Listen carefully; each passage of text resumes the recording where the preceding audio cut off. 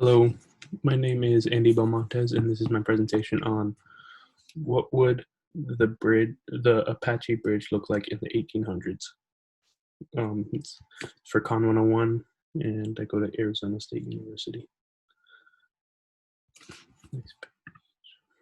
So the culture and location, it was built in on top of the Salt River.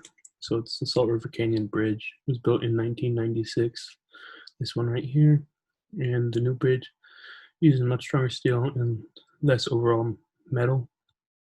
Um, it was built to replace the old bridge, which is on the right.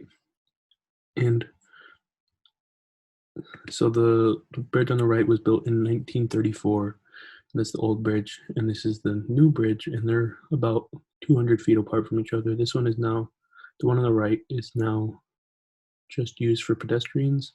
This one is used for travel, and they would have had to use heavy machinery, cranes, to set all those in place, bolts. They use concrete, as you can see right here, and then really strong steel in an arch right there. And that's the new one. And if it were built in 1800s, they would use much more stone.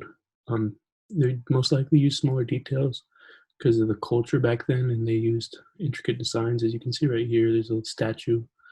They would use a lot more support columns and arches, and a lot of small arches to get past.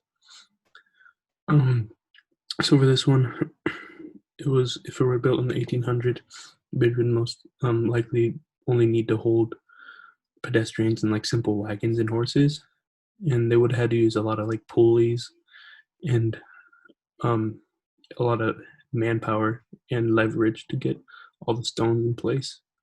They would have also had to use timber framework to hold the arches in place until the last stones set in place.